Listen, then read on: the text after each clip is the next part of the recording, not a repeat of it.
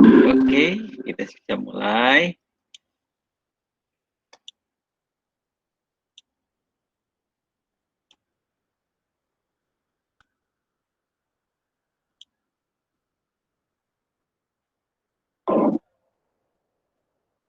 Oke, nah kita akan mulai minggu kita, kuliah kita ke-15 ini. Ini adalah tentang review ya, review dari bahan yang kita pelajari selama satu semester. Nah, saya akan ulang dari awal, mungkin gini. Mungkin saya slideshow aja ya, biar tampak besar gitu ya. Nah, gini. Pertama, waktu kita kuliah pertama, itu kita soal belajar manajemen risiko. Bentar, cek sound, suara saya terdengar? Seorang menjawab? Terdengar, Pak. Terdengar, ya, baik-baik. PPT-nya terlihat? Terlihat, Pak. Lihat, Pak. Ya, oke. Baik, nah sekarang kita kembali ke awal. Konsep manajemen risiko, manajemen itu pengelolaan. Nah, risiko itu adalah hal buruk yang tidak kita sukai atau berpotensi rugi. Apa itu biasa juga yang disebut yang sesuatu yang fluktuatif. Nah, bisa ukurannya biasa diukur dengan standar deviasi, ring, koefisien variasi lah gitu ya. Jadi kalau deviasi makin tinggi, makin bersiko, range juga, koefisien variasi juga. Itu kalau ukuran-ukuran statistik yang umum. Kemudian konsep pengelolaannya itu berdasarkan ATMA, avoid, transfer, mitigate, dan accept. Gitu ya. Nah, basis penilaiannya adalah matrik, peluang, dan dampak. 2x2 atau 5x5 ya. Peluang dan dampak. Jadi, kalau 2x2 itu artinya mungkin kecil dengan besar, dampak kecil dengan besar. Kalau 5x5, peluangnya dibuat dalam bentuk 5, dampaknya dibuat dalam bentuk 5. Lebih banyak aja gitu ya alternatifnya. Atma, kamu saya kira sudah paham ini ya, sudah kita ingat-ingat nih, lalu nanti manajemen risiko itu adalah Atma. Nah, kayak gini, kalau dia dua dampak ya, dua-dua, rendah tinggi dia. Nah, kalau dia dampaknya tinggi, tingkat kerugiannya ya, risikonya tinggi, peluangnya tinggi itu harus dihindarin. Harus dihindarin. Tapi kalau ya kecil-kecilan,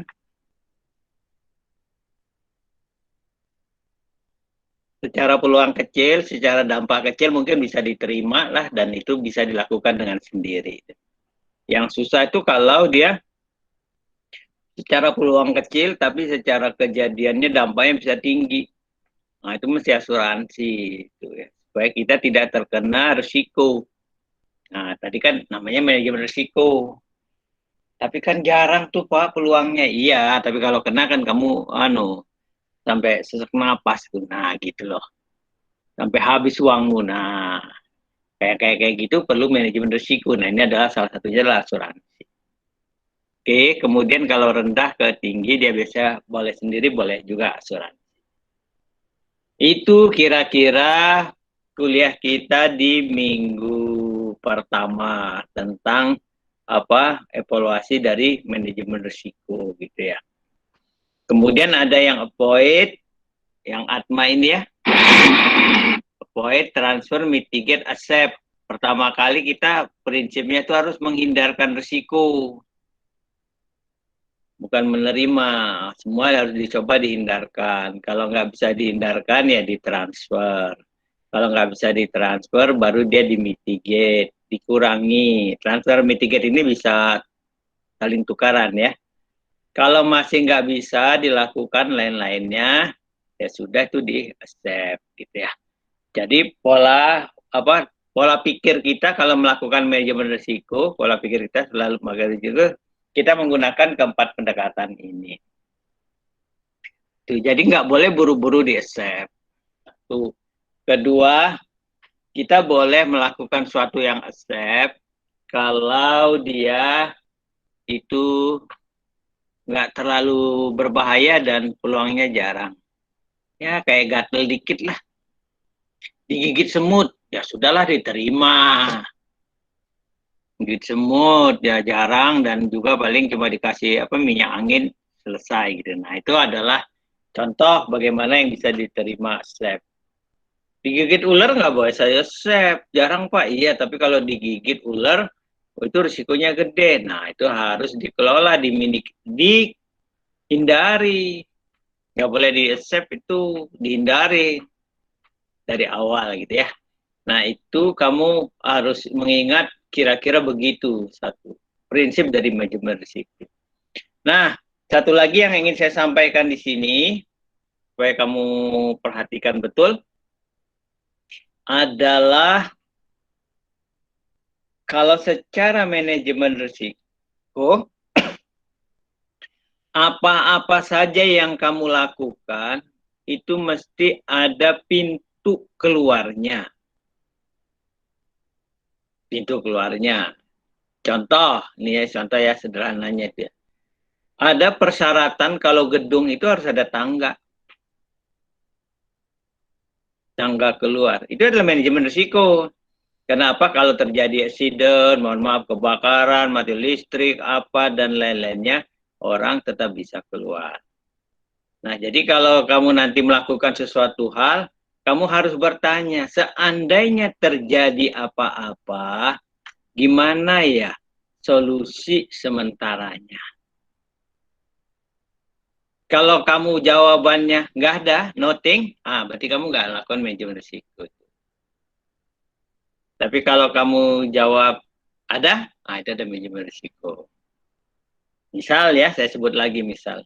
Di liftnya mati. Hanya kita nggak berharap kan, apa yang akan terjadi? Udaranya mati gitu. Nah, apa manajemen risikonya? Kalau dia terjadi gitu apa? Nah, misal ya, di lift itu ada tombol bantuan darurat. Nah, itu berarti dia ada manajemen risiko. Tombol bantuan daruratnya nggak jalan, Pak. Nah, itu manajemen risikonya nggak jalan. Gitu. Nah, kamu harus melihatnya begitu. Ya. Nah, jadi selalu ada solusi sementara untuk suatu situasi. Nah, itu manajemen risiko. Paham ya? Nah, nanti kalau kamu melakukan apa-apa, dia gunakan konsep itu. Kalau terjadi apa, begini, apa jalan solusinya gitu. Makasih. Itu, oke. Sampai sini ada komentar, pakai suara. Saya nggak lihat wajahmu satupun.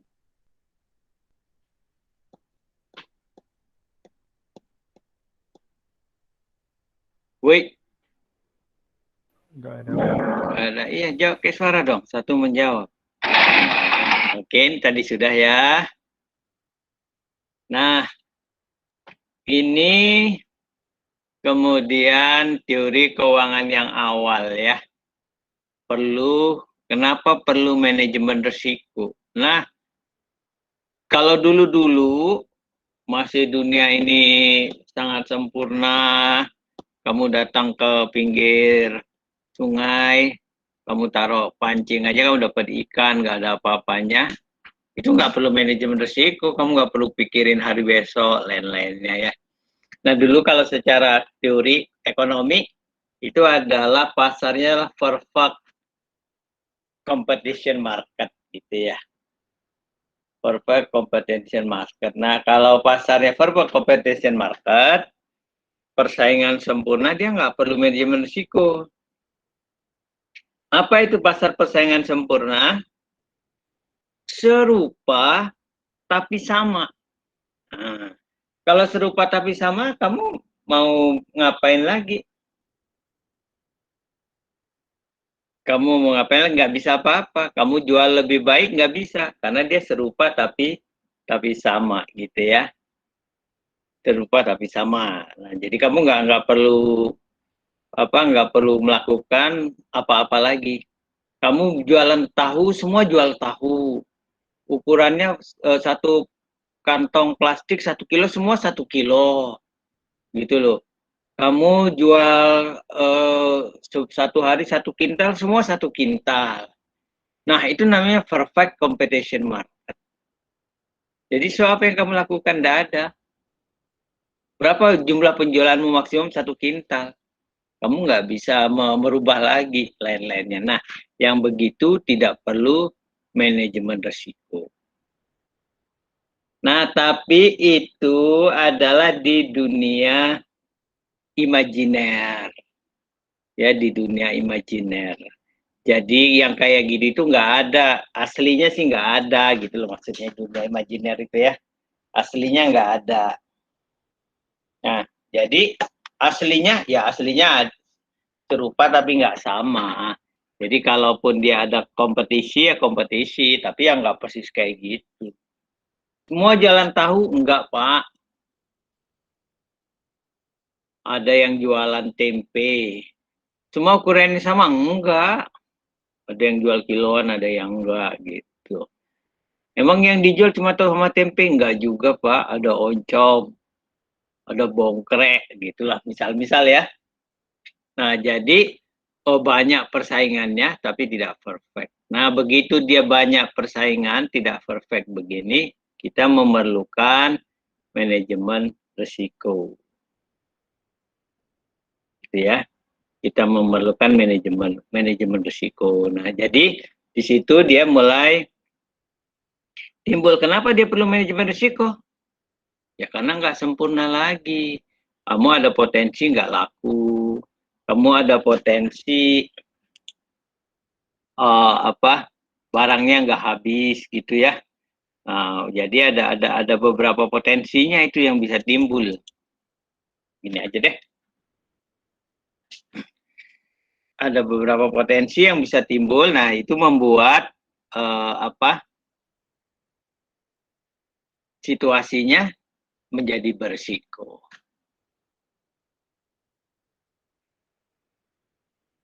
Ada komentar sampai sini?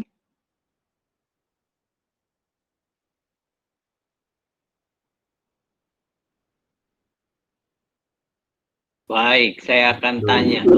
Kalau kamu yang berjualan, bukan sebagai pembeli ya, kamu sebagai yang berjualan, kamu lebih suka yang tadi perfect competition market atau yang tidak perfect? Yang perfect tadi adalah serupa tapi sama. Yang tidak perfect ya tadi, serupa tapi nggak sama. Oke, saya cek. Baik. Coba kita lihat. Mas Sugi, ada Mas Sugi?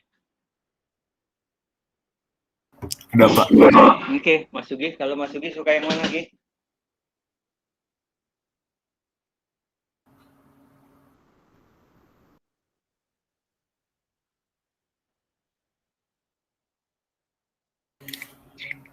Yang persaingan sempurna. Yang persaingan sempurna. Kenapa, Gi? Biar imbang aja, Pak. Ya, kamu nggak bisa ngapa-ngapain juga di situ.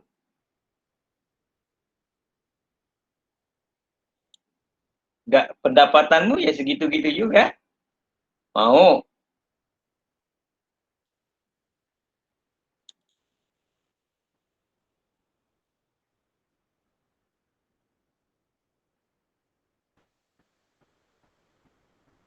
Mau begitu, Gi? Oke. Baik, coba kita tanya yang lain. Dari Sugi Wayu. Why? Ada why? Ada, Pak. Oke. Bagaimana, Bro? Tadi pilihannya apa aja sih, Pak? Pasar persaingan sempurna dengan pasar yang bersaingnya tidak sempurna. Mungkin yang nggak sempurna, Pak. Alasan? Biar masing-masing usaha punya cirinya masing-masing, Pak. Oh gitu. Iya. Kalau dari kamu penjual, apa yang benefit yang bisa kamu dapatkan? Benefitnya, kalau misalnya kita punya kelebihan yang orang lain nggak punya, ya itu jadi satu keunggulan sih, Pak. Menjadi keunggulan ya. Bisa dapat ini ya, lebih ya. Iya, Pak. Oke, itu ya, contoh ya. Jadi itu soal pilihan. Tapi ada konsekuensinya ya. Oh iya, Pak. Apa tuh konsekuensinya? Yang lain ada yang lebih bagus dari punya kita. Ya, yang lain bisa punya lebih bagus dari kita. Mungkin kita nggak laku. Gitu ya. Oke. Ya, gitu kira-kira ya. Jadi, ada plus minusnya. Kalau persaingan sempurna, kamu nggak perlu ngelakuin apa-apa. Cuma dapatnya segitu-gitu aja. Tapi itu nggak ada juga ya. Oke. Baik. Nah, kemudian kita belajar di minggu kedua ini adalah tentang hedging, lindung nilai. Jadi salah satu dari manajemen risiko ini adalah lindung nilai. Lindung nilai itu bukan berarti kamu nggak rugi atau gitu, bukan. Lindung nilai itu tepatnya memberikan nilai batas bawah kerugian pada angka tertentu. Jadi angka ini bisa disebut cut off point lindung nilai. Jadi misal kalau terjadi apa-apa, saya maksimum itu menanggung 10 juta. Nah, jadi kalau kerugiannya 100 juta ya kamu bayarnya 10 juta. Nah, itu berarti kamu lakukan lindung nilai. Nah, itu adalah bagian dari manajemen risiko. Paham ya? Gitu. Kalau terjadi apa-apa, saya minimal dapat, misalkan ya, minimal dapat 100 juta. Nah, minimal 100 juta. Bisa 110, bisa 120, tapi minimal saya dapat 100 juta. Itu juga lindung nilai terhadap pendapatan. Jadi kalau tadi lindung nilai terhadap biaya, beban. Bagian dari manajemen risiko. Nah, bagaimana kita cara melakukan lindung nilai? Per teoritis, kita bisa belajar mendapatkannya dari derivatif. Nah, derivatif itu tadi, atau dia dari asuransi. Derivatif sudah kita pelajarin waktu kita ngobrol di mata kuliah investment. Investment. Oke. Oke, nah itu kira-kira dia seperti itu. Ada yang mau dikomentari sampai sini?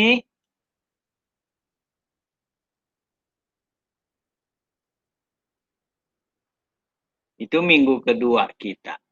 Jadi kenapa kita perlu manajemen risiko? Nah, itu tadi karena kita pasarnya tidak sempurna dan kenapa apa itu manajemen risiko itu dapat salah satunya dengan lindung nilai ya, hedging. Batas bawah, batas atas. Lindung nilai bisa dilakukan dan derivatif atau dengan asuransi.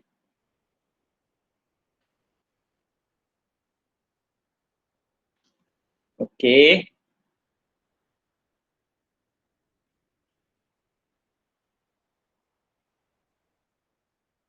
Baik.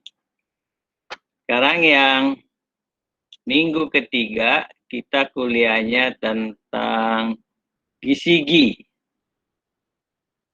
Good Corporate Governance. Ya, GCG. Jadi pengelolaan perusahaan yang baik. Pengelolaan perusahaan yang baik itu prinsipnya adalah tarif. Tarif itu singkatan ya. Pertama dia transparan. Transparan itu jadi jelas yang diatur, diupayakan, tanggung jawabnya, informasinya jelas. Gitu ya. Akuntabilitas itu dapat diukur, dapat dipertanggungjawabkan. Jadi kalau misalkan secukupnya, itu nggak akuntabel itu, nggak bisa diukur. Besok kita bertemu pagi, wah itu tidak akuntabel. Besok kita bertemu jam 9 pagi, itu adalah akuntabel. Jadi kalau membuat aturan, nanti yang baik itu dia selalu ada akuntabel. Kalau kamu punya kafe, bagaimana membuat kopi? Kopi secukupnya ditambah air secukupnya. Wah, itu enggak itu. Enggak pas lah. Harusnya gimana?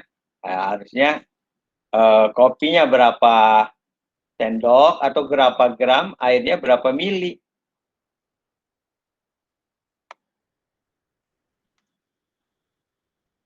Gitu.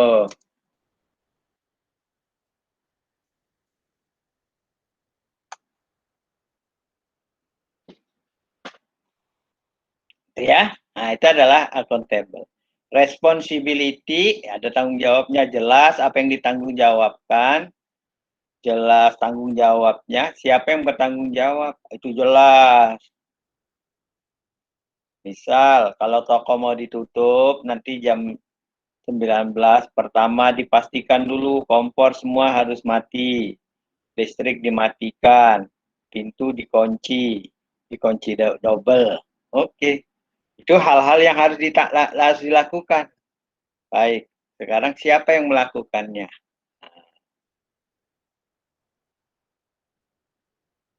Gitu. Nah, itu harus jelas. Sama-sama, ya sama-sama siapa? Di situ ada orang 5 orang, ya itu harus disebutkan siapa gitu. Soal nanti diamankan yang lain siapa. Jadi kamu harus menyampaikannya. Itu ya.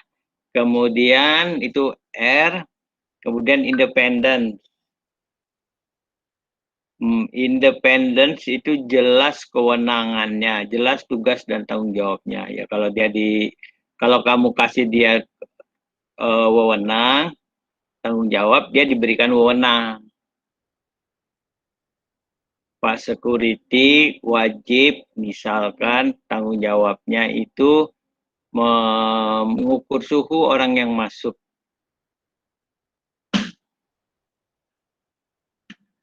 Jadi dia diberikan tugas itu dan diberikan wewenang untuk semua yang masuk dia periksa mengukur suhu.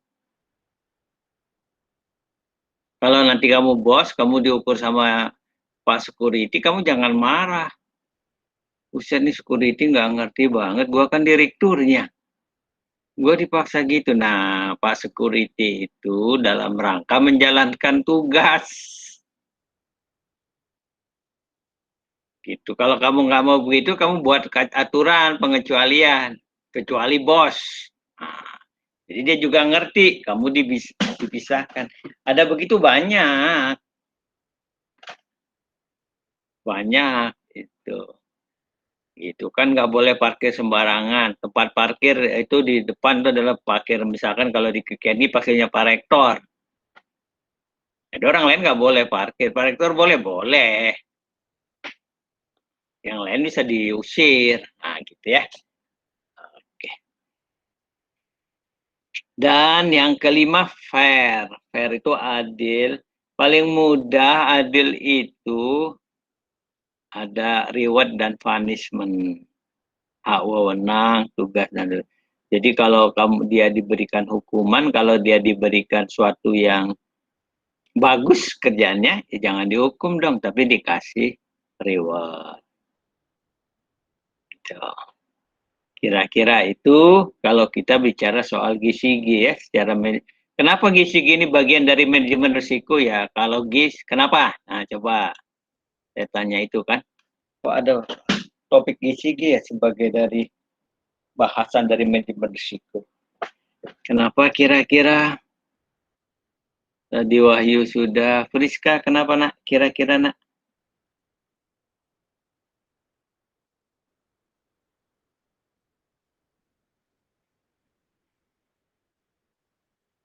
Ada Friska?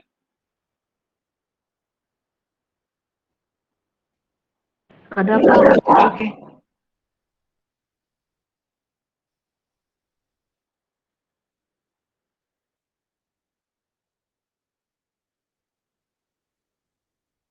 Kenapa?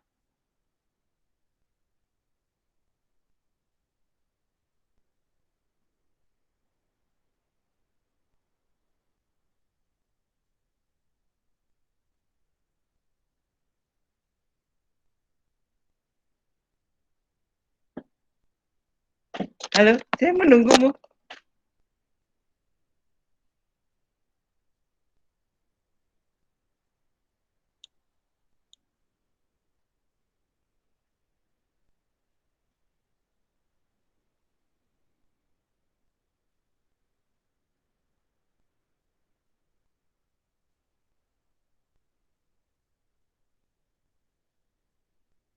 eh,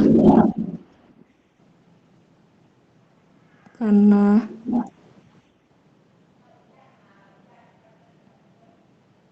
untuk meningkatkan produktivitas dan kepuasan karyawan kerja bisa nggak Pak?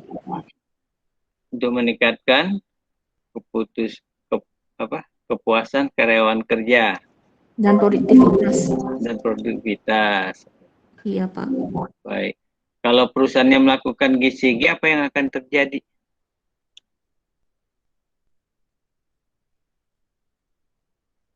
Misal tingkat kesalahan.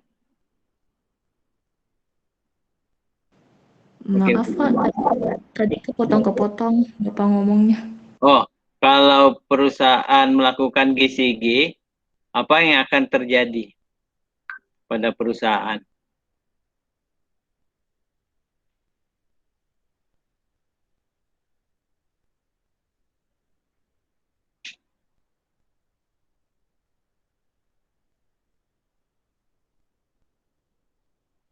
Apa yang akan terjadi?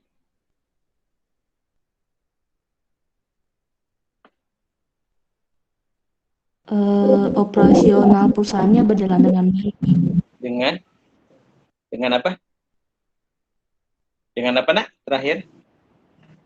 Dengan baik berjalan, operasional perusahaannya berjalan Ya. dengan baik Pak.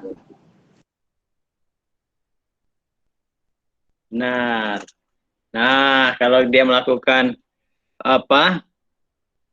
Itu tadi ya biasa dengan baik, tingkat kesalahannya mengecil kan tadi kan karyawan bilang suruh datang jam 9. Nah, dia akan datang jam 9, tapi kalau bilangnya datang pagi, dia datang jam 10, dia mungkin nggak salah. Jadi kesalahannya mengecil. Nah, karena kesalahannya mengecil, karena kesalahannya mengecil itu, maka itu dia sudah jadi manajemen risiko.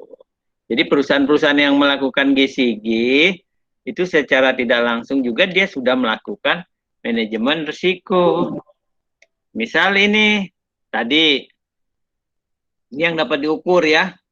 Bisa jadi harus ada jam, misalkan tutup, kompor harus dimatikan, listrik dimatikan. Nah, itu kan manajemen risiko itu nantinya. Kasih tahu, kompor bagian petugas dapur harus sebelum pergi harus memastikan. Kemudian misalkan kepala toko harus pulang paling akhir melihat semuanya, memastikan listrik dan lain-lainnya.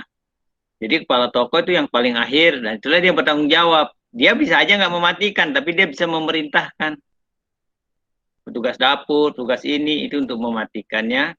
Misalkan dia memastikan termasuk mengunci rukonya. Nah, jadi nggak ada risiko-risiko itu.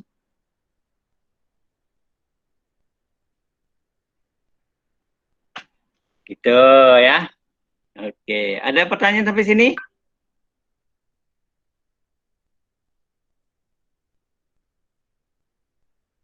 Oke, jadi GCG ini ada prosedur operasi standar ya.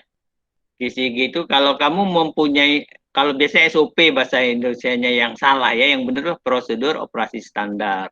Kalau kamu ada semuanya ada prosedur operasi standar, berarti kamu sudah melakukan GCG. Jadi apa-apa langkah yang kamu lakukan, nanti kamu bisa membuatkan prosedurnya. Ya. Kenapa perlu prosedur? Kalau ada kekeliruan, kita bisa merujuk ke prosedur itu. Prosedurnya harus ditulis enggak? Itu pertanyaan selanjutnya. Ya kalau mau rapi sih ditulis. Kalau nggak rapi ya cukup jadi panduan. Ya.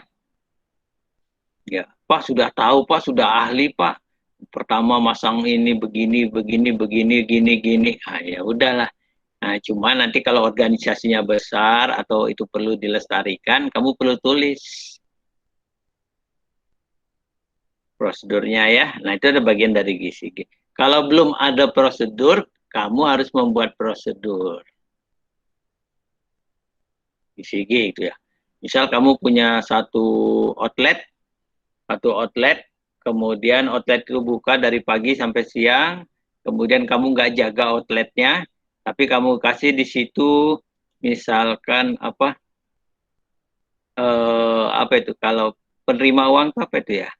Kotak yang alat yang katakanlah gitu ya. Nah, nanti ada yang menerima uangnya gitu. Dari pagi kan dia nerima pembayaran gini gitu. Kamu nggak tahu. Oh, itu bisa hilang tuh. Bisa hilang. Nah, kalau kamu harus membuat prosedur itu. Jam berapa itu tata cara itunya. Kemudian nanti maka tiap malam dia harus di-store. Dan satu lagi, kalau dia berlaku curang, tidak memasukkan dalam apanya itu, kotak uangnya itu, dia harus diberikan hukuman yang berat gitu. Nah, itu bisa kamu terapkan situ ya. Nah, kalau sudah begitu, nanti jangan lupa kamu kasih reward. Nah, kamu sudah membuat pos itu. Jadi nanti siapa aja yang berganti, itunya, petugasnya, acaranya bisa tetap jalan. Oke ya. Kemudian kalau agak gede ada komite manajemen risiko. Komite manajemen risiko ini orang yang mengurus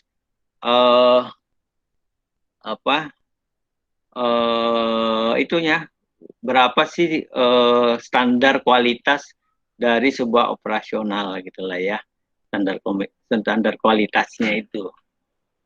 Jadi itu kemudian nanti menilainya. Misal kalau kamu nanti membuat barang, pabrik, kamu punya pabrik, misal nanti kamu ada bagian tertentu yang menyimpulkan, kalau kita buat barang, maksimum rusak cacat itu 2%. Nah, itu adalah komite risiko itu. Pak, kalau nggak dibuat gitu gimana ya? Kalau nggak dibuat gitu, nanti kamu nggak punya standarnya. Itu nggak punya standarnya. Kalau nggak punya standarnya, ya nanti kamu nggak bisa ngukur kemajuannya. Penting nggak ya? Nggak penting nggak ya? Penting ya. Jadi nanti bisa dilihat sebagai bagian dari apa? Penilaian lah gitu. Jadi kalau kamu nanti beli mesin, kamu bisa membuat standar. Mesinnya bagus nggak? Dulu kita kalau pakai mesin, kita punya standar loh. Rusaknya itu cuma 2 dari 100. Itu ya, itu adalah komite manajemen risiko. Oke. Saya izin ke belakang sebentar ya. Pakai masker dulu. Saya sudah di kantor.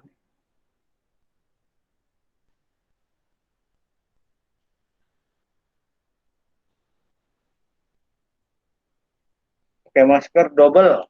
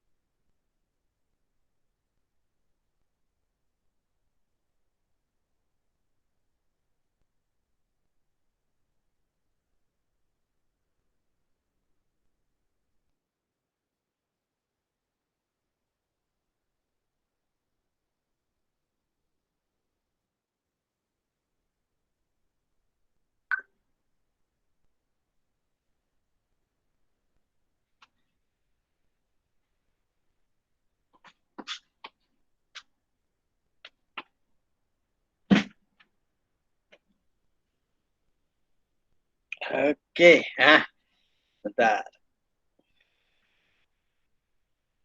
Oke, nah itu ya, jadi adanya SOP, ada komite manajemen risiko, itu salah satu bagian dari pengelolaan manajemen risiko ini. Kalau di kampusmu ini, misalkan itu kita punya batasan standar. Ya, walaupun misal berapa lama ujian itu harus dikoreksi, ada itu standarnya, ada aturannya itu. Berapa masuk keluar kelas itu ada aturannya, walaupun bukan online juga ada. Tidak online juga, tidak online apalagi tercatat langsung gitu ya. Nah, itu ada manajemen. Manajemen risikonya. Kenapa perlu begitu? Supaya dia ada standarisasi. Ya, jadi nggak boleh. Fasa itu orangnya hebat banget loh. Karena hebat terus dia yang ajarnya 15 menit aja. Wah, nggak benar. Ya, ada standarnya itu. Ada pertanyaan sampai sini? Tentang GCG?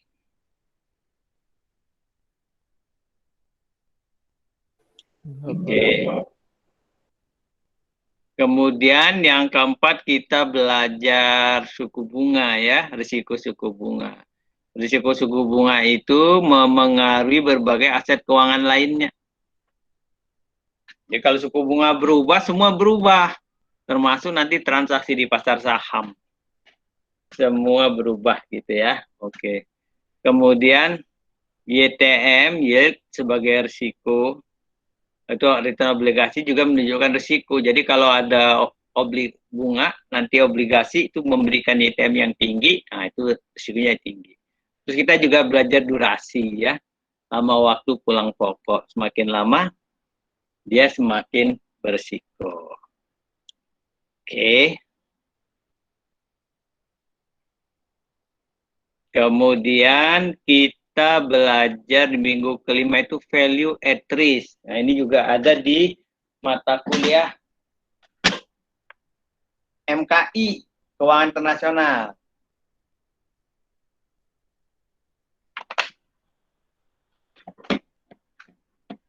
Dia berupa potensi kerugian terburuk yang diperkirakan dari portofolio gitu ya. Tuh ya, oke.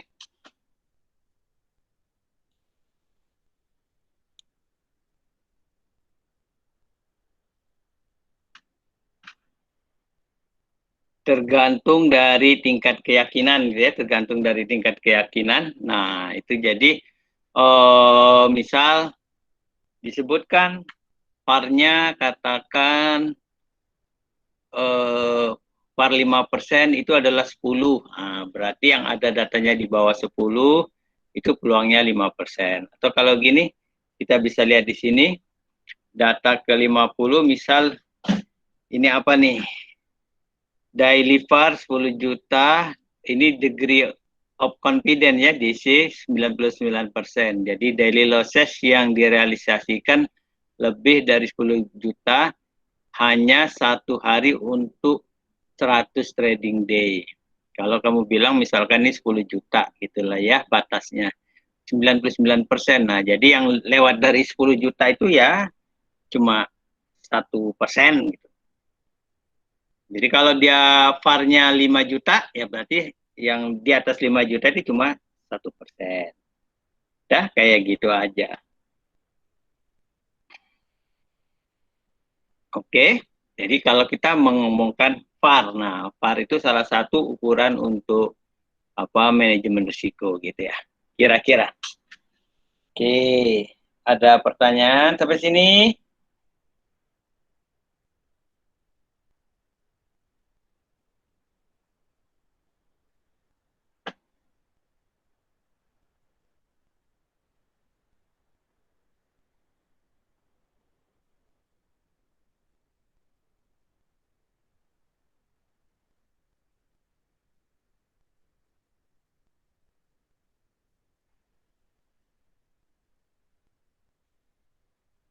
Silahkan.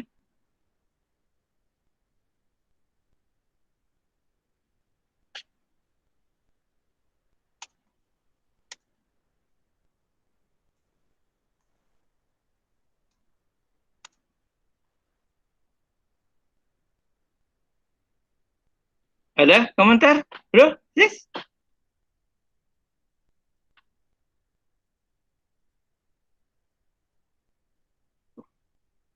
Satu pun gak ada yang jawab nih. Nggak ada, Pak. Clear dong, supaya saya nggak itu ya, nggak menunggu-nunggu. Nah, kemudian ini ada dalam hal pengambilan keputusan ya. Jadi kayak tadi sudah kita kan ada matrik peluang dan dampak. Bisa 2x2, bisa 5x5 ya. Nah, nanti setiap peluang dan dampak itu menghasilkan kejadian. Setiap kejadian nanti diberi alternatif solusi. Kalau dia begini-gini, ini peluangnya sekian, nih dampaknya sekian. Oh gitu, apa sih solusinya? Nah, solusinya ikut ATMA. Step, transfer, mitigate, avoid, transfer, mitigate, accept gitu ya.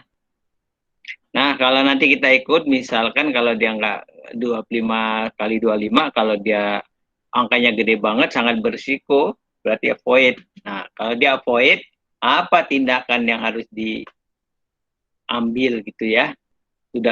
Nah, kalau sudah ada tindakan memadai enggak? Kalau belum memadai, apa tindakan tambahnya? Misal ini, misal contoh yang klasik, kamu bawa uang tunai. Ya, uang tunai gitu buat bayar gaji. Dah, bawa sederhananya ya. Saya bawa apa? Pakai ransel, pakai motor.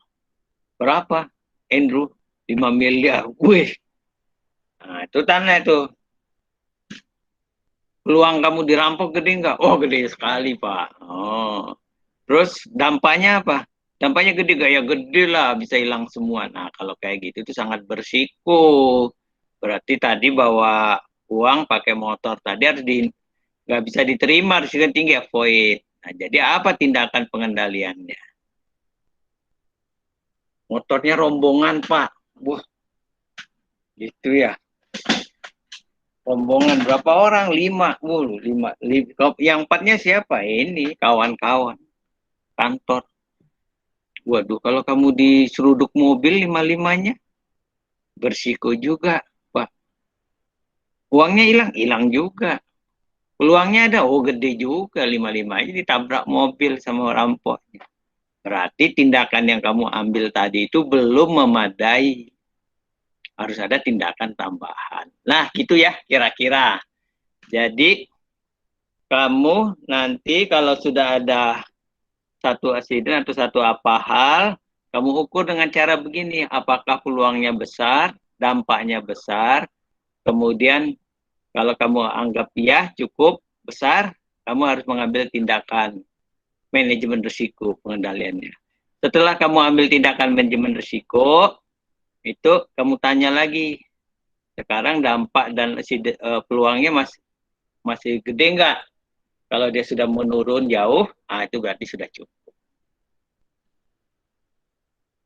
Ya, misal kalau yang tadi itu, saya bawa uang 5 miliar, Pak, saya pakai mobil, mobilnya juga mobil yang tahan peluru, kemudian saya dikawal sama polisi. Dah, oh aman itu. Nah, kalau udah aman, sudah benar itu cara melakukannya. Itu ya, dalam hal mengambil keputusannya. Ini sebagai bagian tindakannya. Nah, itu bahan kuliah kita sebelum UTS. Setelah UTS bagaimana? Setelah UTS kita belajarnya mulai dari risiko kredit. Kredit itu adalah retail ya. Retail itu adalah homogeneous portfolio. Kecil-kecil lah dan small number. Perintilan tapi banyak banget. Nah, kalau perintil dan banyak banget, itu kamu punya risikonya kecil. Tapi kalau di jumlah jadi gede. Gitu. Kamu punya nasabah 1 juta orang. Yang nggak bayar 1 orang nggak akan buat kamu bangkrut. Tapi kalau yang nggak bayar udah 1.000 orang, udah bernilai. Gitu ya, 1.000 orang. 1.000 orang, Pak. Kalau utangnya masing-masing 5 juta, 5 miliar loh, lumayan. Nah, udah mulai besar itu. Itu ya. Jadi, Nah, jadi kamu harus perhatikan dia kalau dia nanti dalam jumlah yang besar. Tapi kalau masih kecil dia nggak masalah. Jadi kalau dibiarkan jadi besar dia nggak boleh. Apa sinyalnya? Biasanya nggak mampu bayar batas minimum.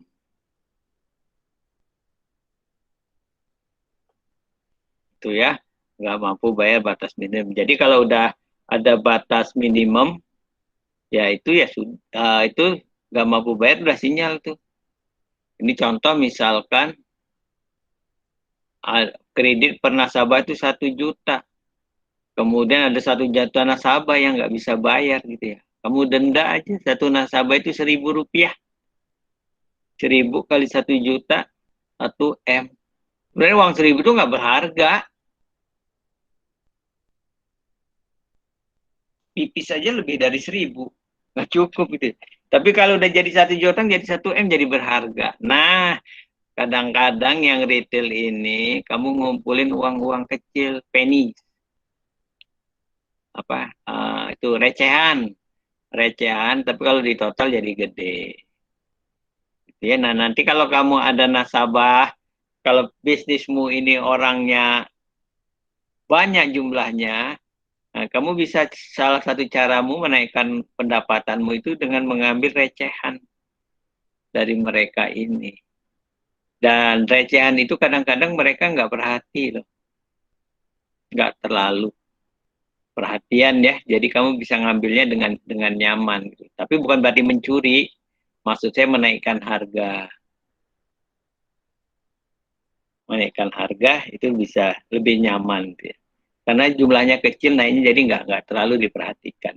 Padahal jumlah nasabahmu banyak. Jadi kalau dikali jadi gede. Itu ya. Bank itu punya uang-uang nasabah itu kan kecil-kecil tuh, misal biaya ini, kayaknya nggak terlalu gede tuh. Tapi kalau dikumpulkan jadi pendapatannya gede. Karena nasabahnya banyak, yang transaksi banyak. Jadi dia mengumpulkan dulu, nanti setahun, kelihatan tuh jadi gede. Nah, dapat laba yang gede itu nanti bisa dibagi ke karyawannya berupa bonus. Oke. Kemudian ada petunjuknya tabel scoringnya dan ada itu financial ratio ya di PPT minggu ke-8. Kalau kita mau mengetahui perusahaan itu bisa nggak memenuhi kewajibannya, misalkan bisa lihat dari T-nya, time interest earn dan lainnya.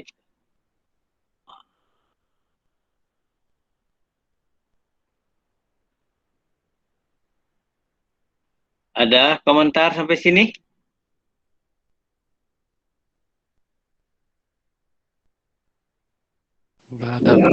Oke, nah kemudian kita belajar risiko kredit dari PT Bank AAA ya 1, 2, 3, 4. Itu adalah yang sebenarnya. Jadi banknya benar itu ya, dan itu kreditnya benar yang disimulasikan, itu cuma ditutup aja namanya. Dia ada variabelnya, ada 16 variabel. Penilaiannya ternyata macam-macam. Ada aspek keuangan, manajemen, industri, dan lain-lainnya. Nah, dia buat kriterianya. Ada yang sangat penting, 0, 2, 4, 6, ada yang cukup penting. 0, 1, 2, 3. Gitu ya. Nah, kalau dia diberikan angka 0 berarti nggak ada risikonya. Kalau dia diberikan angka 3 atau 6 berarti risikonya sangat besar. Jadi dia pakai 4 kriteria. Dan yang menarik, jaminan agunan itu tidak termasuk sebagai pengukur risiko. Tapi sebagai faktor minus pengurang risiko. Jadi kalau kamu mengajukan pinjaman ke bank, gitu ya, menurut ini, kamu tidak jaminan itu tidak dilihat langsung, bukan yang pertama. Kamu dilihat dulu secara bisnisnya kamu berisiko tidak. Kalau secara bisnis kamu sudah berisiko, biarpun ada jaminan, kamu nggak diterima. Karena secara bisnis dia sudah tidak bisa memenuhi kadar risiko ini. Tapi kalau gitu ya, secara bisnis kamu tidak berisiko atau kurang berisiko, mungkin jaminanmu itu hanya untuk pertimbangan. Tetap perlu jaminan, mungkin bank tetap melakukannya karena demi azas kehati-hatian. Itu aja. Jadi, nah ada caranya, nanti dinilai itu, dan mereka punya tabel. Jadi kamu dicocokkan dengan tabelnya.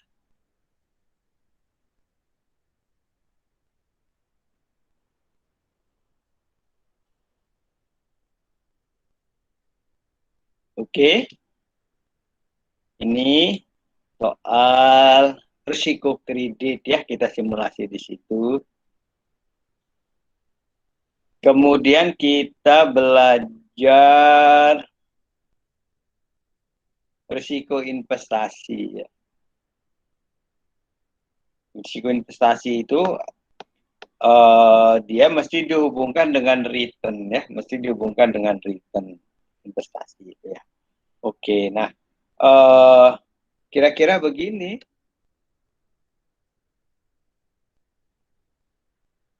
Jadi kalau kita lihat ada 6 ini ya. Pertama itu aset yang berupa physical, fixed asset. Kamu nanti bisa lihat berapa return dan risikonya. Return dengan risikonya nanti kita bandingkan. Kamu bisa misalkan beli properti, kemudian apalagi mobil, kemudian pabrik, lain-lainnya ya, emas, LM, logam mulia, misalkan 5 tahun ke depan, berapa return, berapa risikonya.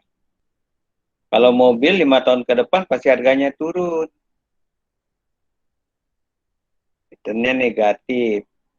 Ya, secara harga uang. Apa yang kamu nikmatin benefitnya Pak? Saya bisa naik mobil. Oke. Apa risikonya? Nah, itu nanti kamu bisa klarifikasikan. Risiko yang berbiaya dan risiko yang berupa potensi. Biaya itu misalkan biaya perawatan, lain-lainnya, potensi kecelakaan, lain-lainnya. Itu dia fixed asset ya. Oke. Kalau kamu properti, kamu bisa perkirakan. Ke depan 5 tahun ke depan naik kayaknya Pak. Nah, besar kecilnya nggak tahu. Apa risiko lainnya? Mau bayar asuransi, mau rumahnya rusak, lain-lainnya. Itu bisa dipertimbangkan. Ya, itu. Kemudian yang kedua, financial asset. Jadi antara fixed asset dan financial asset. Nah, financial asset inilah yang kita pelajari dalam bentuk investment itu ya. Dalam bentuk investment, kita belajar tentang financial asset. Nah,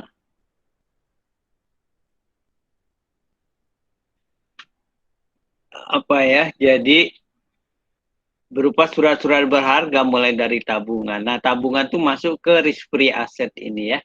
Bagaimana saya sudah ungkapkan waktu kita belajar asuransi, ada benefitnya ya. Kamu nabung itu kamu tidak tidak tahu lo, tidak sadar kalau tabunganmu itu adalah terjamin. Terjamin karena diasuransikan itu di LPS gitu ya. Nah, kamu ngerasa ya bunganya emang kecil dah kayak gitu aja. Padahal itu juga sudah dipotong dengan biaya premi asuransi, ya, risk free rate. Nah, uangmu terjamin, liquid, itu nggak hilang. Cuma dari return kamu nggak ada. Obligasi, ini aset tetap ya, aset tetap. Ini ada janji ya, janji membayarkan bunga dan pokok. Risikonya apa ya? Risikonya dia tidak dapat memenuhi janji. Ya risikonya itu tidak dapat memenuhi janji. Kenapa nggak bisa dapat memenuhi janji? Kenapa suatu debitur atau perusahaan yang menerbitkan surat hutang dia tidak bisa memenuhi janji? Seorang menjawab.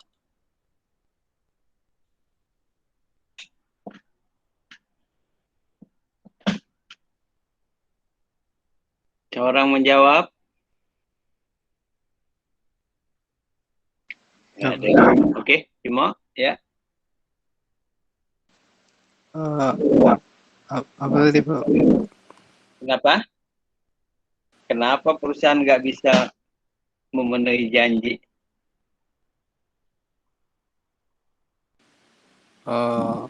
Karena mungkin kondisinya nggak memenuhi Pak.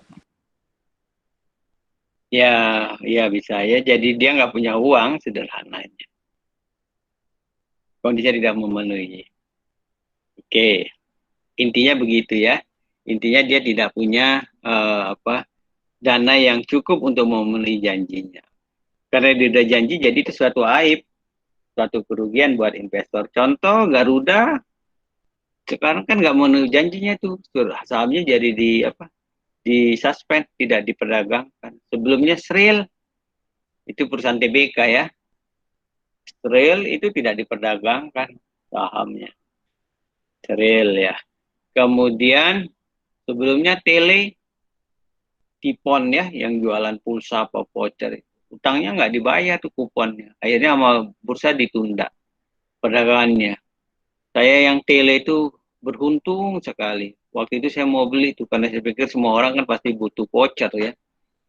Kok isengnya saya lihat dulu berita koran googling apa sih informasi tentang Tele ini karena saya belum masuk tuh. Saya lihat, wah dia ada surat utang nih. Kemudian di situ sudah mulai ditunjukkan mau jatuh tempo. Wah saya tunggu dulu. Besoknya benar dia nggak bayar terus langsung disuspend. Untung saya belum beli. Kalau beli kan satu lot misalkan 10.000 udah hilang tuh uang saya 10.000. Maksudnya hilang tuh saya nggak bisa jual, nggak bisa ambil, nggak bisa jual karena nggak bisa dijual belikan. Nah itu risiko dari obligasi. Kalau kamu itu memilih obligasi, dia nggak memenuhi janji. Sementara risiko dari pemegang saham, perusahaan yang menerbitkan obligasi, sahamnya juga disuspend. Ya, sekarang pemegang saham Garuda itu nggak bisa jual sahamnya. Itu karena perdagangannya ditunda oleh bursa. Oke. Itu ya. Kemudian kalau risiko saham, kalau saham ini kan obligasi tadi menjanjikan pokok dan bunganya. Nah saham ini nggak janji. Jadi bohong tuh, salah kalau saham itu dianggap menjanjikan gitu loh ya. Saham itu menjanjikan, enggak. Saham itu tidak memberikan janji. Kamu nggak dijanjikan pokoknya pulang, nggak juga dijanjikan kamu untung. Nah, ya karena itu dia terkategori beresiko tinggi. Itu ya. Kalau derivatif ini memang dia tidak, dia sistem kerjanya atas dasar kontrak. Hak, wajiban.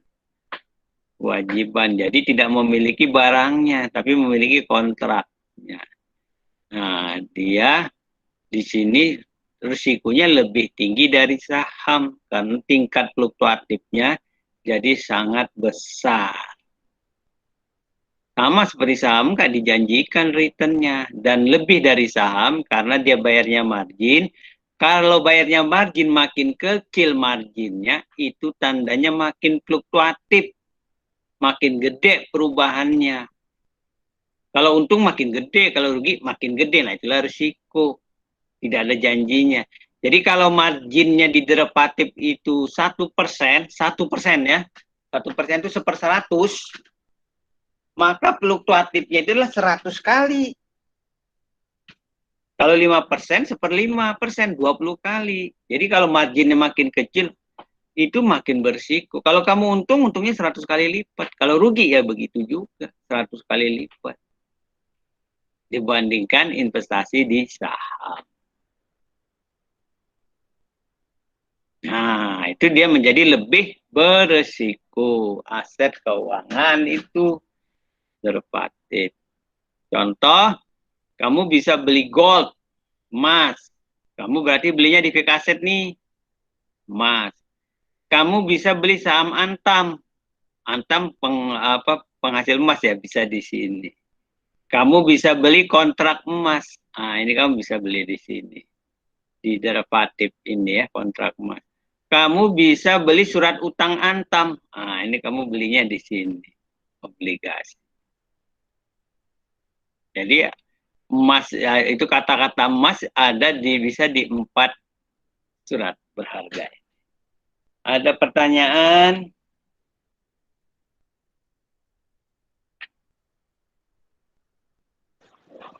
Belum, Pak. Oke. Nah, ini kita risiko investasi. Kemudian kita ngobrolkan tentang odd ratio ya. Odd ratio. Odd ratio ini jadi kalau kita kenal rasio ganjil ya odd itu, misal nanti kita dapat seorang yang merokok berpotensi misalkan 10 kali lipat terkena kanker dibandingkan orang yang tidak merokok. Itu adalah resiko relatif ya. Laki-laki akan memilih kelompok pemimpin, misalkan pria, kelompok laki-laki 3 kali lebih banyak dibandingkan wanita akan memilih misalkan Andrew. Gitu ya. Itu hanya misal cara odd rasionya. Nah, jadi dia tinggal dibuatkan begini aja. Nanti ini perilakunya, kalau ini merokok ya, tidak sama ya. Kalau nanti pemilih laki atau bukan gitu ya. Kemudian ini apa yang mau diteliti, apa yang mau diteliti ya, apa yang mau diteliti. Jadi kalau ini kanker, tidak kena sama kena. Kalau ini misalkan pemilihan Andrew, bukan Andrew gitu ya. Jadi dia sifatnya begitu. Nah, nanti tinggal A kali D dibagi B kali C. Nah, nanti kamu pelajarin, kita ada slide-nya, saya contohkan gini, kesimpulannya kira-kira gitu. Ini biasa di bidang medis ya, di bidang medis. Mungkin di bidang keuangan juga bisa juga sih. Nanti kalau kamu tertarik, wanita dibandingkan pria itu 10 kali lebih tahu tentang literasi keuangan. Nah, misal ya, kamu membuat surveinya kayak gitu tuh, literasi keuangan. Ada baru penelitian baru, tapi saya belum baca. Katanya, suami yang pandai dalam literasi keuangan, ini di keluarga ya, dibandingkan istrinya, dan dibandingkan, itu akan lebih dominan berinvestasi di pasar saham dibandingkan yang dua-duanya itu pandai. Misal gitu ya. Tapi itu bukan odd ratio, tapi ada salah satu kesimpulan gitu yang bisa begitu kan. Oke. Ada komentar? Bisa ya. Ini risiko relatif yang contoh yang tadi itu ya kita sudah dapatkan dia. Ini dari literatur yang lama ya. 11,2 kali. Kemudian kita ngobrolkan balance scorecard ya. Jadi ini ada beberapa perspektifnya, ada perspektif keuangan, customer, internal, sama learning and growth gitu ya, learning and growth. Ya, ini jadi kalau kita mengevaluasi, kita bisa mengevaluasinya itu on average gitu ya, secara dari berbagai perspektif. Nah, dari berbagai perspektif itulah namanya disebut balance itu ya. Seimbang, seimbang. Seimbang itu ada beberapa faktor. Gitu. Oke, cuma begitu aja. Nanti ada beberapa perspektifnya. Itu ya, ada berbagai perspektif yang dilakukan ini. Itu kira-kira finansial apa, customer apa, bisnis apa, learning and growth apa.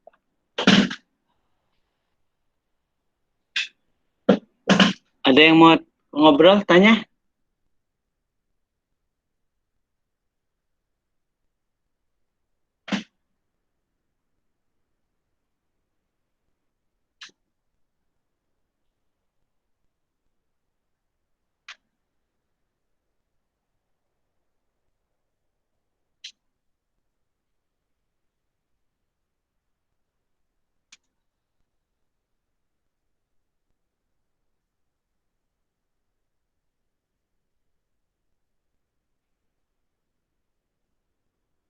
Halo, Bro dan Sis. Enggak, Pak. Oke. Iya dong, saya dari di komen, kan saya nggak lihat. Nah, kemudian kita belajar asuransi ya. Tapi dari sisi insurance company operation-nya. Jadi bukan dari sisi kita membayarnya, bukan nasabah. Nah, jadi dia ada ke dalam 6 titik ini. Jadi kalau kamu perusahaan asuransi, nah dia ada dalam 6 titik ini. Ya. Oke, sebentar saya sinikan. Jadi ada dia nanti membuat rate itu ya, premi, membuat premi, kemudian sampai dia klaim settlement, sampai dia membuat settlement, kemudian ada reinsurance dan uangnya diinvestasikan tuh ya. Nah, kemarin saya baru ketemu sama, bukan ketemu ya, ada dosen tamu di MM, beliau itu adalah direktur dari Shelendra Capital. Shelendra Capital itu aset manajemen ya, aset manajemen, jadi MI, manajer investasi. Nah, kalau dana kelolaannya itu kalau saya nggak salah dengar 25 miliar. 25 miliar. Nah, 25 miliar itu dari uang itu. Nah, siapa yang naruh uang yang dipercayakan ke mereka gitu ya? Siapa yang menaruh uang yang dipercayakan? Nah, salah satunya itu adalah perusahaan asuransi. Jadi dia adalah 90% nasabahnya adalah bisnis institusi, jadi kayak perusahaan asuransi, bank, lain-lainnya gitu. Nah, itu menaruhkan uang ke mereka, katanya nih ya, dari mereka kemudian mengelola, membelikannya ke surat berharga, membelikannya ke surat berharga. Nanti kalau untung ya, untung itu akan di-share ke perusahaan asuransi itu. Nah, salah satunya adalah perusahaan asuransi. Nah, perusahaan asuransi ini ya tadi, uang yang dia terima harus diapakan ya, diinvestasikan. Kenapa ya? Kan dia harus bayar harus beranak uangnya, harus bertumbuh untuk membayar klaim premi. Itu kira-kira secara umum ya. Jadi kemarin kita sudah ngomong reinsurance kalau dia tagihannya gede, takut nggak mampu bayar gitu lah. Kemudian yang pertama, yang ini rate making yang saya ingin sampaikan supaya diingat itu, nah itu dia harus adil ya. Kalau yang adil ya yang sehat dengan yang nggak sehat preminya beda. Jadi kalau yang umur 18 dengan umur 80 ya harusnya beda. Kalau dia premi kesehatan gitu ya. Oke. Kemudian satu lagi asuransi ini adalah sekuritisasi of risk. Kata sekuritisasi itu artinya kamu membuatnya membuatnya itu menjadi surat berharga. Nah, itu sekuritisasi. Jadi kamu nanti ini bisa buat kamu kreasi ya. Kalau kamu kerja di pasar uang. Jadi atau di pasar modal atau apa. Kamu ngelola aset-aset tuh. Itu Pak ada kepercayaan saya tuh, ada PTA tuh, ada nyerahkan aset ke saya 1 hektar, yang ono 2, ini 3, 4, 5. Kalau di jumlah-jumlah banyak loh Pak, berapa? 100 hektar. Terpisah-pisah itu. Kalau dinilai-nilai ada gede tuh, 100 M. Nah, cuma saya nggak punya duit nih Pak. Misal tuh, uangnya wah, nah, kamu mulai ingat ini. Itu kamu bisa sekuritisasi. Aset-aset itu sebagai barang jaminannya itu, kemudian kamu menerbitkannya menjadi misalkan surat utang. Tadi nilainya 100 miliar ya. Misal satu surat utang itu 1 juta. Jadi kalau 100 miliar ada berapa surat? Tolong saya dijawab. 100 juta ya. Iya. Nah, 1 juta surat. Nah, kamu bisa upayakan itu. Wah, nyatanya susah Pak. Kamu ini kuno sekali nyetanya. Sekarang tuh scriptless, nggak ada cetakan kertasnya. Kalau kamu lalui bursa, nanti diverifikasi, dikeluarkan kode suratnya dari 1 sampai 100 juta. Nggak ada kertasnya. Nah, kita kan bertransaksi saham sekarang juga kan nggak ada kertasnya, scriptless, jual beli. Nggak ada uangnya, ada tuh nyatanya saya uang. Kalau hilang ya hilang, kalau dapat ya dapat. Kalau rugi maksudnya, gitu. Nah, kamu kalau melakukan itu, kamu melakukan sekuritisasi. Sekuritisasi gitu ya. Nah, jadi bisa seperti itu. Jadi, asuransi ini juga nanti bisa melakukan sekuritisasi terhadap risikonya. Jadi dia, saya punya itu tuh kewajiban itu. Nah, kewajiban itu bisa ditawarkan kalau misalkan ke perusahaan asuransi mana gitu ya. Nanti ada hitungannya. Atau dia bisa menjual benefit, saya akan dapat bayaran tuh klaim apa itu tiap bulan kan nanti nasabah itu bayar klaim jumlahnya sekian. Nah, janji nasabah mau bayar itu, klaim itu bisa dijadikan dasar kamu menerbitkan surat utang. Apa ada yang mau beli ya tergantung, itu bisnis. Percaya nggak dengan yang ditawarkan? Misal gini ya, misal Sugih ini adalah direktur perusahaan asuransi gede. Tiap bulan ada nasabah yang klien dia yang bayar preminya bulanan. Misal setiap bulan Sugih akan menerima 10 miliar. Tiap bulan tuh nasabahnya. Sugih ini bokek, perusahaannya nggak punya duit. Nah, Sugih mikir, ya kan tiap bulan saya dapat 10 miliar. Nah, jadi kalau saya misalkan bayar utang tiap bulan 8 miliar, aman tuh. Nah, Sugih kemudian itu buat surat utang tadi. Nah, itu sekuritisasi. Nanti ditanya sama calon investor pembelinya, Pak Sugi nanti bayar tagihannya tiap bulan 8 miliar dari mana? Oh itu, tiap bulan kan kami menerima bayaran klien 10 miliar. Jadi kalau bayar tagihan 8 miliar, itu terpenuhi, impas. Sama sekali nggak ada kesulitannya. Nah, kata Pak Sugi gitu. Setuju. Dibeli oleh investor. Nah, Pak Sugi itu sudah melakukan sekuritisasi. Dilalah apes, COVID, nasabahnya nggak ada yang memperpanjang asuransi pada apa nggak bayar klaim, nggak bayar kewajiban, alasannya nggak punya duit. Wah, ya kan nggak bisa dipaksa. Wah Sugi, kita usaha kita tutup semua nih, jadi kita nggak bisa bayar preminya. Pak Sugi ditanya sama Wahyu yang beli surat utangnya. Pak Sugi, mana itu surat utangnya nggak bisa dibayar? Bayar dong, kata Pak Sugi. Aduh, lagi susah duit nih karena nggak bayar. Nah, mulai default tuh. Pak Sugi nggak bisa bayar ke Wahyu sekuritasnya. Ya, kalau namanya di nama sekuritasnya. Nggak bisa bayar di situ. Jadi problem, Wahyunya ngambek. Dilaporin ke pengadilan. Pak Sugi, pokoknya saya nggak mau tahu, Pak Sugi harus bayar. Kalau enggak, usahanya kita ambil alih. Pak Sugi di pengadilan dikalahkan. Suspend tuh kalau sahamnya. Tuh kayak Garuda, tuh nggak mau tahu krediturnya. Alasannya. Tagih, dipengadilankan.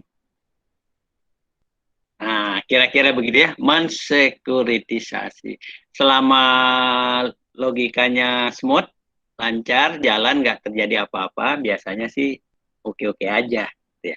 Nah, kalau mulai terjadi apa-apa, atau memang niatnya awalnya jahat, ada yang disembunyikan, biasanya terjadi ketidakmampuan bayar.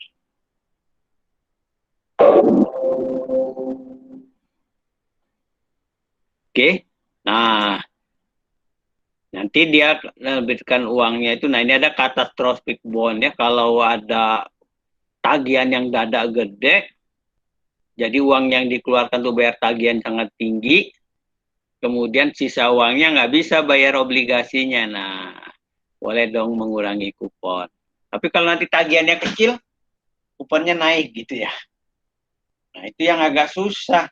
Pak Suginya nggak ngomong kalau tagihannya kecil. Kira-kira lah ya, kira-kira gitu. Oke. Ada komentar sampai sini?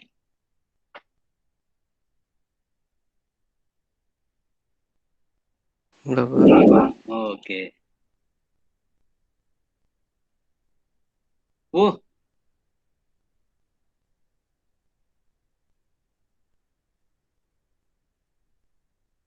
Nah, ini dia buat review ya.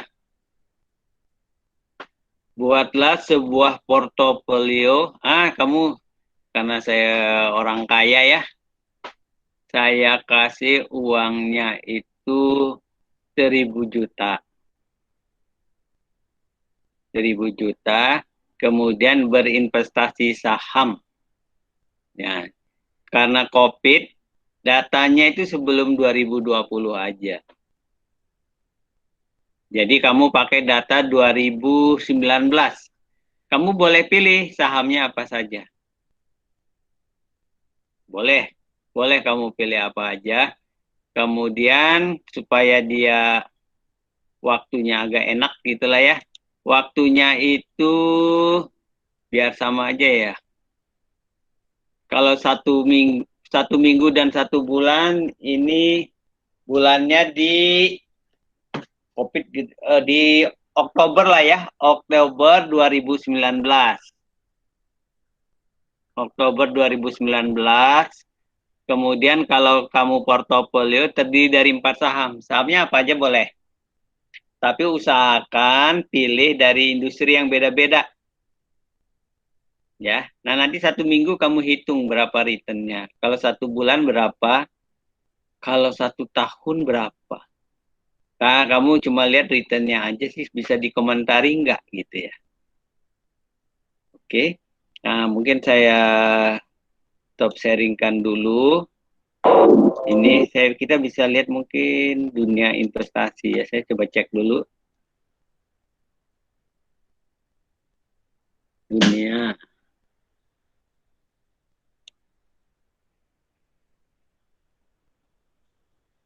Coba.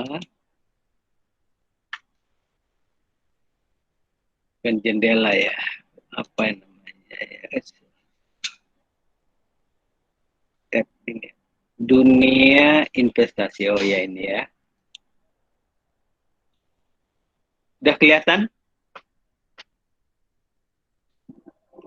Satu orang menjawab? Udah, Pak. Udah ya. Nah, hanya misal ya. Oh, saya pengen ahli, Pak. Nah, ini ada ahli. Ini ada historical ya. Ada historis di sini. Ini dunia investasi. Historis mana nih? Oh, udah lama. Kita pakai data 2019 aja deh. Ya, hanya buat ini aja latihan. Pakainya di bulan yang November aja ya. Ini go. Nah, ini ahli bulan November ya. Kalau 1 bulan, kamu pakai harganya close ini aja nih. Di close. Awalnya nih tanggal, kelihatan ya. Tanggal 1 dia 11.300. Kamu ambil ujungnya aja deh, tanggal 29, 12.600. Berarti berapa returnnya? Coba dihitung.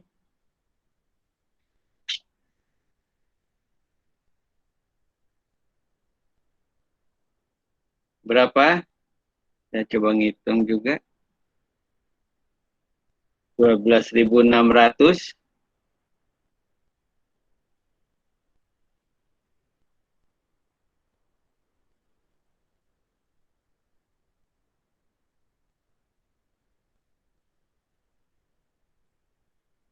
Berapa, bro? Halo?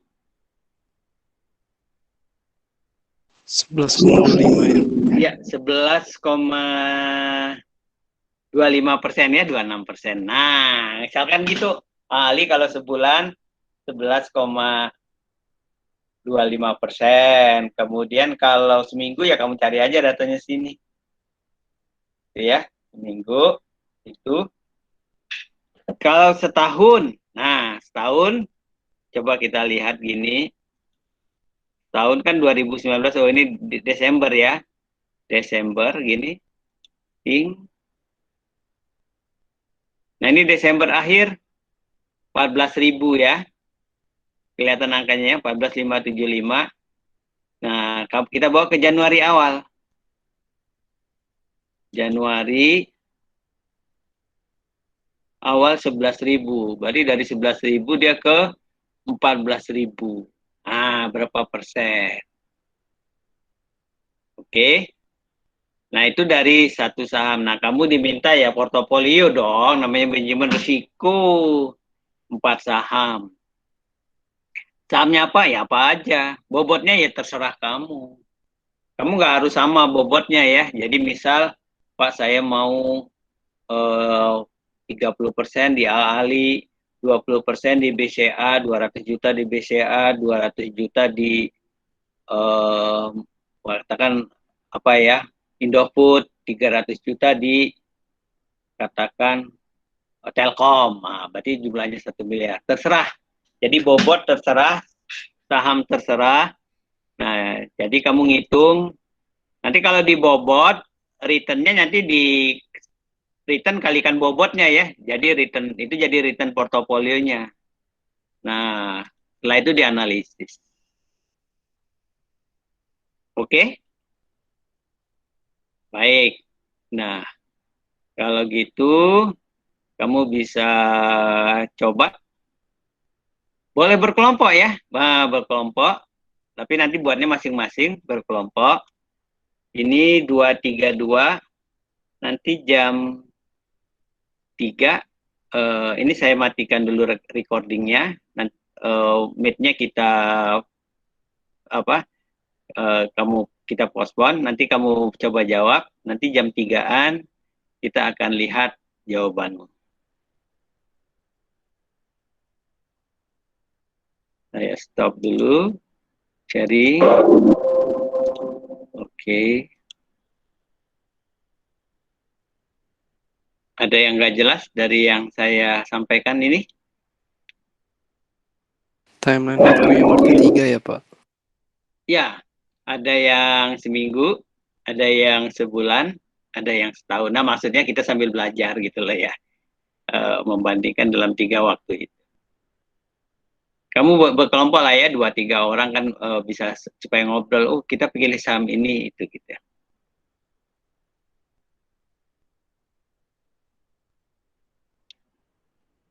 Oke, ya itu ya. Ini saya hentikan rekamannya.